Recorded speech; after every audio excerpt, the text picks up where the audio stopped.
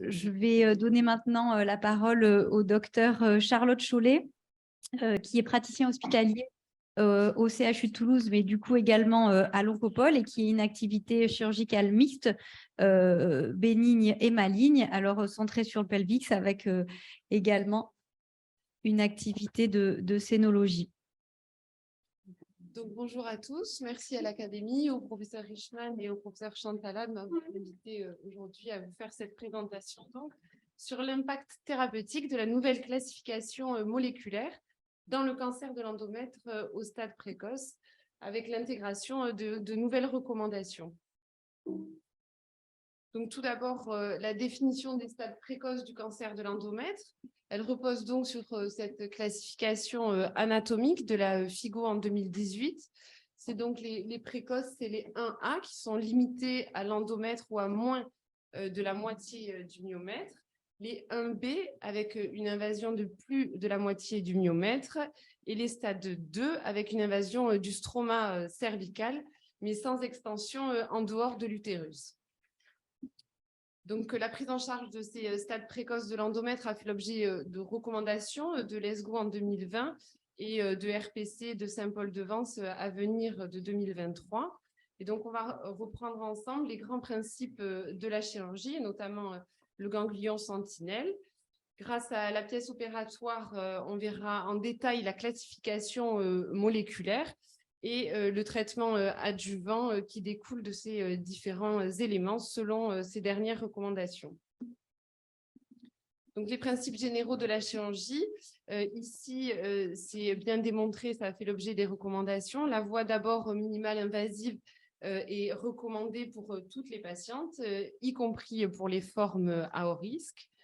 Il faut évidemment éviter la dissémination péritonéale, et donc le morcellement de l'utérus est strictement interdit même dans un sac. Et pour éviter le risque de rupture pendant l'extraction vaginale, on met la pièce opératoire dans un sac où on fait une mini-laparotomie pour l'exérèse de la pièce opératoire. Donc, le type de chirurgie, c'est une hystérectomie avec une annexectomie bilatérale.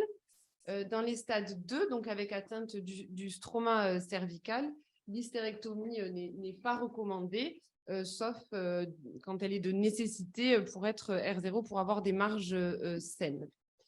L'omentectomie infracolique, elle est indiquée dans les carcinomes séreux, les carcinosarcomes et les indifférenciés, mais elle n'est pas indiquée dans les autres types anatomopathologiques. Donc, la procédure du ganglion sentinelle, là aussi, elle est recommandée pour toutes les patientes au stade précoce, y compris les patientes à haut risque et à bas risque. Nous verrons ensuite la définition de ces patientes et de ce niveau de risque. La détection du ganglion sentinelle se fait comme vous l'a présenté Thomas dans le col, avec une injection cervicale de verre d'indocyanine. On fait 2 injections, 4 dans le col à 3 heures et à 9 heures de 2 millilitres. Et puis, on passe en célioscopie. Si on n'a pas de détection, on peut faire une réinjection de ce verre au niveau cervical. Et en cas d'échec, un curage homolatéral, sauf pour les bas risques. Donc, une petite vidéo d'un ganglion sentinelle. Donc ça, c'est l'injection intracervicale qui se fait en sous-muqueux et un petit peu plus profond. La voie célioscopique, voilà, on voit bien les petits canaux lymphatiques qui arrivent jusqu'au ganglion sentinelle. Ici, on a l'ouverture du péritoine en regard des vaisseaux iliaques externes. C'est un peu la même vidéo que Thomas. Ici, c'est en voie célioscopique. Après, il y a une petite vidéo en voie robotique. Mais c'était surtout pour vous montrer voilà, qu'on peut excessivement bien suivre ces petits canaux lymphatiques. On reprend évidemment nos repères anatomiques que sont l'artère iliaque externe, la veine iliaque externe, l'artère ombilicale qu'on va voir apparaître ici et le nerf obturateur en profondeur. Et donc là, ici, apparaît la zone du ganglion sentinelle, l'artère ombilicale, voilà. On peut donc prélever ce ganglion de façon relativement élective. Voilà, on fait la dissection à l'énergie souhaitée. Et ensuite, nous, pour éviter la dissémination éventuelle en cas d'atteinte de ce ganglion sentinelle, on met ce petit ganglion dans un doigt de gant qu'on retire par l'orifice de trocar. Voilà, ici, on le voit apparaître un peu plus précisément en haut.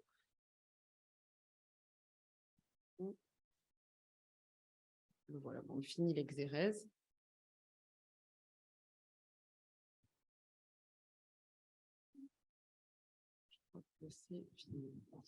Ça, c'est une petite vidéo aussi d'une voie cœlioscopique, d'une voie robotique. Donc, ici, les ganglions sentinelles. On se pose la question à la fin de l'exérèse de tous les ganglions sentinelles, puisqu'il y en a un qui a été sorti, il en reste un peu plus haut. On voit bien ici le ganglion en chirurgie robotique. Donc, une fois qu'on a fait cette chirurgie, l'analyse de la pièce opératoire va nous permettre d'obtenir une classification moléculaire. Et donc, de cette classification va découler une prise en charge et un traitement adjuvant. Cette classification moléculaire, morphomoléculaire plutôt, elle s'appuie sur ces trois recommandations, l'OMS en 2020, l'ESGO en 2020 et l'INCA en 2021. Donc, la porte d'entrée dans la classification de l'endomètre, ça reste évidemment le type histologique. Et l'OMS définit deux grands types histologiques. Le premier, c'est les endométrioïdes, qui sont les plus fréquents, 85% environ des cancers de l'endomètre. Et dans ces endométrioïdes, l'OMS a stratifié en risque. Les grades FIGO 1 et 2 sont les bas grades et les grades FIGO 3 sont les hauts grades. Dans ce type histologique endométrioïde, la notion de présence d'emboles tumoraux a démontré un facteur pronostic important. Au-delà de 5 emboles, le pronostic est plus péjoratif et donc ça sera à prendre en compte dans notre classification du niveau de risque de récidive de nos patientes pour les endométrioïdes. Donc ensuite, il y a les non-endométrioïdes, qui sont globalement tous les autres types anatomopathologiques et qui sont, par définition, selon l'OMS, classés en haut grade. Donc ça, c'est la classification histologique. Mais dans différentes études, cette classification histologique a montré finalement des limites, puisque 20% environ des bas grades avaient une évolution défavorable et 30% des hauts grades, une évolution inattendue finalement assez favorable. Donc, dans cette étude publiée en 2013 dans Nature, The Cancer Genome Atlas a apporté quelques réponses à ces évolutions inattendues. C'est une étude qui a été menée sur 373 patientes avec une étude qui est dite multiparamétrique, donc qui a étudié le transcriptome, donc l'ARN, le séquençage exomique, l'analyse du nombre de copies, la méthylation de l'ADN, mais aussi les corrélations anatomo-cliniques. Et donc, cette étude multiparamétrique a permis l'élaboration de 4 grandes familles moléculaires qui sont représentées ici. La famille Paul E, qui est dite ultramutée, la famille MSI, hypermutée, la famille copy number low, endométrioïde, et la dernière famille qui est Serous-like. Une fois qu'ils ont identifié ces 4 grands types moléculaires, ils ont regardé le pronostic de ces différentes familles et ils se sont rendus compte que chaque famille avait des pronostics différents. Donc, en particulier, on voit ici que les patientes Paul E mutées, qui sont donc représentées en bleu, avaient un pronostic très favorable. À l'inverse, les patientes du groupe Serous-like, P53 mutées, ici en rouge, avaient un pronostic défavorable. Donc, pour reprendre un petit peu dans un schéma un petit peu synthétique ces mutations moléculaires dans le cancer de l'endomètre, donc on a le groupe 1 défini par la présence de la mutation Paul E, qui est dite ultramutée. En fait, cette mutation Paul E, elle est responsable d'une altération des mécanismes de réparation de l'ADN dans la réplication, ce qui explique la présence d'un nombre de mutations très important. Et donc, cette famille Paul E est de très bons pronostics. La deuxième famille, c'est la famille Deficient Mismatch Repair, DMMR. c'est 25% environ des cancers de l'endomètre. Et donc, dans cette famille, c'est en fait une altération de la réparation des mésapariments de l'ADN qui est responsable aussi, on le voit ici, d'un nombre important de mutations. Et donc, cette altération des mésapariments est responsable d'une instabilité microsatellitaire qui a deux origines, une hyperméthylation du promoteur de MLH1 dans les tumeurs sporadiques et une mutation germatique ou somatique dans les syndromes de Lynch. Le quatrième groupe, donc, c'était celui avec le pronostic le plus péjoratif. C'est le groupe dit P53 muté, dans lequel on retrouve ici de nombreux réarrangements chromosomiques. Donc des réarrangements chromosomiques, la mutation TP53. On observe aussi une altération de la recombinaison homologue et de temps en temps, dans 25% des cas, des mutations HER2. Le troisième groupe, c'est finalement les non-spécifiques moléculaires profils. Donc, c'est des tumeurs non spécifiques qui ont peu de réarrangements chromosomiques et peu de mutations spécifiques en dehors de ces mutations qui sont celles retrouvées habituellement dans le cancer de l'endomètre. Donc, une fois qu'on a obtenu ces mutations moléculaires qui nous permettent d'évaluer le pronostic de nos patientes, vous savez, les techniques de biologie moléculaire, elles nécessitent un plateau particulier, ça prend du temps et ça coûte de l'argent. Donc, il s'est posé la question donc, de la transposition du moléculaire à l'immunohistochimie pour faciliter les choses en pratique clinique courante. Donc, pour ce groupe 2, qui est donc le groupe DMMR, cette mutation DMMR, elle peut être mise en évidence en immunohistochimie en étudiant deux protéines, deux hétérodimères, là, qui sont représentées ici, du système mismatch repair. Donc, en immunohistochimie, on voit ici le maintien de l'expression. Donc, c'est une patiente qui est non mutée et la perte de l'expression de ces deux hétérodimères, qui est donc le témoin de la présence de cette altération moléculaire. Une fois qu'on a prouvé en immunohistochimie qu'on était DMMR, on utilise les techniques de biologie moléculaire pour confirmer l'instabilité microsatellitaire et rechercher la cause, comme on l'a vu tout à l'heure, de cette instabilité, qui est donc soit l'hyperméthylation MLH1 dans les formes sporadiques ou la mutation somatique ou germinale dans les syndromes de Lynch. Donc, de la même façon, en fait, on a voulu transposer le moléculaire à l'immunohistochimie pour les groupes P53 mutés, qui sont donc de mauvais pronostics. Et donc là, on peut, en immunohistochimie, étudier la protéine P53 comme un témoin de cette altération moléculaire. Ici, l'interprétation est un petit peu plus compliquée. Les patientes non mutées, elles ont une expression classique de cette protéine P53. Et les patientes mutées, elles ont ou une surexpression de cette protéine P53 ou une absence complète de l'expression de la protéine P53. Donc, dans ce cas de P53, on utilise les techniques de biologie moléculaire uniquement en cas de doute.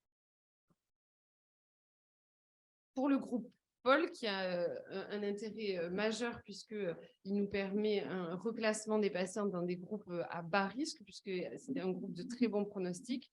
Malheureusement, il n'y a pas de technique en immunohistochimie et on est obligé de faire une technique de biologie moléculaire à la recherche de cette mutation. Il y a certaines études qui ont porté sur les patientes qui présentaient à la fois plusieurs mutations. Et donc, on a montré ici, dans cette étude, par exemple, qui comparait ici les patientes qui avaient uniquement la mutation P53, donc de très mauvais pronostic, avec ces patientes-là qui étaient à la fois P53 et DMMR, le groupe 2. On voit que finalement, le pronostic reste à DMMR au groupe 2. Et de la même façon, pour le groupe POL, muté, le pronostic reste à Paul. Ça s'explique parce que ces deux mutations, on l'a vu tout à l'heure, elles sont responsables d'un grand nombre de mutations et donc d'une mutation de P53 qui fait partie en fait de toutes les mutations créées par l'anomalie Paul E ou DMMR. Donc, ça fait beaucoup d'éléments à prendre en compte et Let's Go a publié ce tableau un petit peu difficile à utiliser en pratique clinique, mais qui reprend la classification anatomique FIGO, la classification OMS du type histologique, on l'a vu endométrioïde ou pas, la classification du grade, haut grade, bas grade, la présence d'emboles et la classification moléculaire. Et donc, en reprenant l'ensemble de ces éléments, Let's Go classifie nos patientes dans des groupes à risque. Donc, en haut, vous avez le groupe bas risque, risque intermédiaire, c'est des risques de récidive finalement, risque haut intermédiaire et risque haut.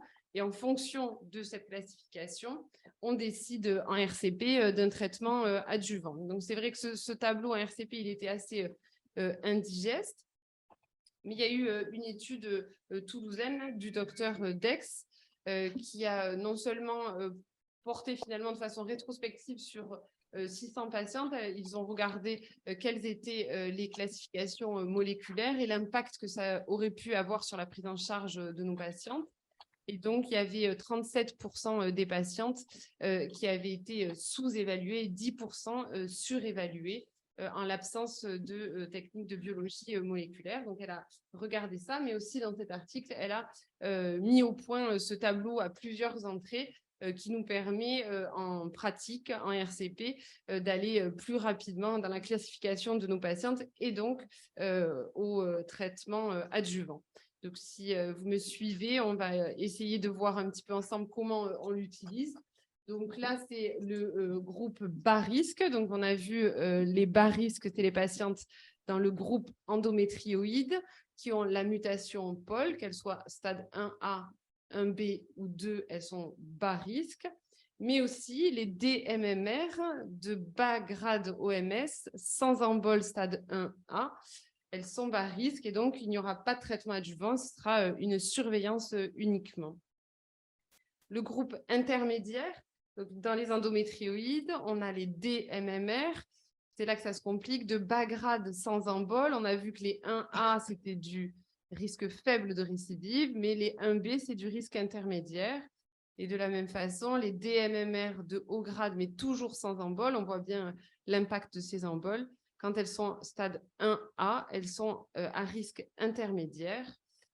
Et donc, dans ces cas-là, c'est une curithérapie adjuvante qui est indiquée pour limiter le risque de récidive locale.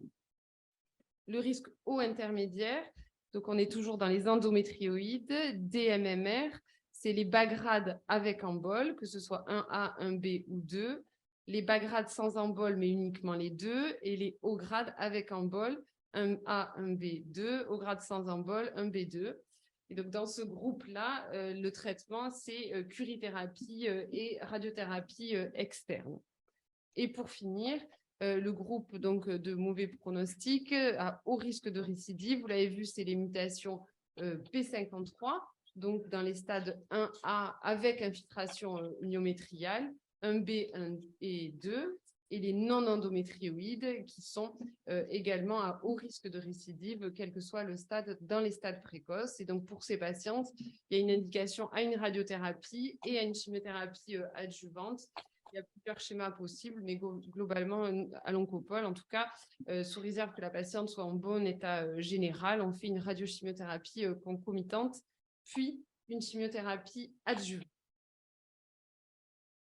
Donc, vous l'avez vu, il y a beaucoup d'éléments à prendre en compte dans notre prise en charge, qui va de l'anatomie avec le stade TNM, la morphologie, le grade OMS, le type histologique et les emboles, et en moléculaire, la recherche de ces mutations qui nous permet la classification dans les groupes POL, DMMR et P53, afin de pouvoir stratifier ces patientes dans différents groupes à risque et pouvoir permettre, par exemple, aux patientes POL mutées, donc de très bons pronostics, une désescalade thérapeutique et à l'inverse, ces patientes P53, de leur permettre d'accéder à un traitement plus agressif devant le mauvais pronostic de leur cancer. Donc, juste pour finir, je vous dirais que vous l'avez compris, la quantité de données augmente avec le temps et la recherche en biologie moléculaire va probablement nous faire découvrir de plus en plus d'altérations moléculaires et nous faire personnaliser encore plus le traitement de nos patientes. Et donc, on sent arriver, en tout cas en cancérologie, je dirais, l'ère du big data et de la gestion d'un gros volume de données, même si pour l'instant, on arrive à réfléchir avec nos petits cerveaux humains. Merci Charlotte. Merci Charlotte pour cette très belle présentation. Alors effectivement, vous l'avez vu, la prise en charge du cancer de l'endomètre, elle est extrêmement complexe dans la réflexion, notamment des traitements adjuvants. Et ça ouvre vraiment la voie, je crois, justement, comme le dit Charlotte Chollet, à la recherche un peu personnalisée et finalement aux nombreux travaux de recherche qu'on pourrait faire sur ces lésions et notamment les nouvelles lésions qu'on crée, notamment les organoïdes pour tester des traitements vraiment ciblés sur ces maladies. Du coup, moi, j'ai vraiment, pour que les choses soient claires pour tout le monde, du coup, on a quand même une prise en charge chirurgicale qui est un peu régressive, entre guillemets, par rapport à cette nouvelle classification moléculaire qui nous aide finalement à se dire, bon, on réfléchit à partir du moment où on a fait la chirurgie complète. Donc ça, c'est très important dans nos prises en charge chirurgicales. Prononcer le mot clé, c'est la désescalade thérapeutique. Et c'est ça qui est très intéressant dans ce monde dans lequel on est rentré depuis un petit moment en cancérologie. C'est-à-dire que c'est la médecine de précision qui est basée. La médecine personnalisée c'est le cas des organoïdes, comme vous l'avez dit, là, qui est personnalisé, c'est-à-dire au type tumoral sur lequel on fera éventuellement tester une première ou une deuxième ligne de chimiothérapie post-chirurgicale. La médecine de précision, c'est d'utiliser tous les marqueurs finalement que vous avez présentés et qui est de plus en plus complexe, soit dans le cas du cancer de l'endomètre, du cancer du sein et dans bien d'autres domaines. Et il faut effectivement qu'au quotidien, nous les chirurgiens, on s'habitue à ces classifications qui peuvent avoir une incidence sur nos indications opératoires parce que finalement, dans tel sous-type repéré à l'avance, eh bien, on aura démontré l'intérêt, que sais-je, d'une chimiothérapie non adjuvante, d'une radiochimio, etc. Et ça, c'était une de mes questions. Est-ce que vous avez aujourd'hui la possibilité de commenter sur la corrélation entre les choix qui ont résulté de cette sous-classification et les résultats thérapeutiques sur une large échelle, c'est-à-dire la mise en évidence que finalement les choix qui sont faits correspondaient, c'est-à-dire que pour un type spécifique, les résultats chirurgicaux, malgré la désescalade, sont bons ou aussi bons. Est-ce que vous avez confirmation dans la vraie vie, real life, et vous savez qu'actuellement, c'est ce qui est demandé beaucoup, des choix induits par de l'utilisation de cette sous-classification. Je ne sais pas si ma question est claire. Pour la classification, elle a surtout un impact sur l'intérêt des traitements adjuvants. Et ses résultats. Et de ses résultats. Mais sur la technique chirurgicale, elle n'a pas d'impact en dehors du type histologique. Mais la classification moléculaire, elle n'intervient qu'après pour le choix des traitements adjuvants. Votre question, c'est est-ce qu'on a un finalement, non pas des résultats de la chirurgie, mais le résultat de la stratégie thérapeutique globale. Ah oui, ça, je ne sais pas si on a c'est probablement de dire ça que les big data vous donneront au fur et à mesure. Professeur Touboul. Oui, c'était une super présentation. Dans la dernière étude avec le tableau récapitulatif, je ne sais pas à combien ils estimaient la diminution de traitement, enfin la désescalade thérapeutique. Nous, dans une série de 130 à peu près, on a estimé qu'il y avait 9 à 10% de diminution de traitement, par exemple une radiochimio qui passait en curithérapie. Et je parle pour les stades 1, hein, on n'a pas regardé les autres. Mais par contre, il n'y avait pas d'augmentation de traitement avec la nouvelle classification. Là, dans l'essai, c'était 37% de surclassement et 10%, non, 37% de sous-classement et 10% de surclassement dans cette étude-là. Oui, le changement de stade, ouais. Mais pas forcément de Ça, c'est les changements de stade. Et moi, je parlais parce qu'on parlait de la stratégie, sur le changement de thérapeutique. Nous, on a estimé qu'il y avait 9 à 10% de diminution de désescalade et si on avait fait la nouvelle classification et appliqué les nouvelles règles, et pas de surtraitement. Donc, les patientes n'ont pas été sous-traitées avec l'ancienne prise en charge. Des questions? Moi, j'étais assez satisfait de revoir le P53, les mutations du P53 dont on parle depuis une trentaine d'années, de le revoir mettre un peu au goût du jour et surtout sur des stades relativement précoces. En tout cas, en urologie, on s'est intéressé, à mon avis, pas suffisamment. Et là aussi, c'est le défaut d'un certain nombre de rapides qui ont mis un peu la technique à bas. Et ça m'a beaucoup intéressé de voir revenir le P53 à des stades qui sont relativement précoces, induisant des choix thérapeutiques. Ça, c'est très bien. C'était le commentaire que je voulais faire. Oui, vous vouliez prendre la parole? Non, pour les P53, effectivement, ça a mené à une escalade thérapeutique très importante puisque toutes les patientes qui sont porteuses d'une mutation P53, sauf s'il n'y a pas d'envahissement myométrial, vont avoir à la fois de la radiothérapie et de la chimiothérapie adjuvante. Ah oui, chimiothérapie, ce qui est le cas également dans les cancers de vessie métastatiques. Très bien, très intéressant. Et d'actualité, merci Charlotte.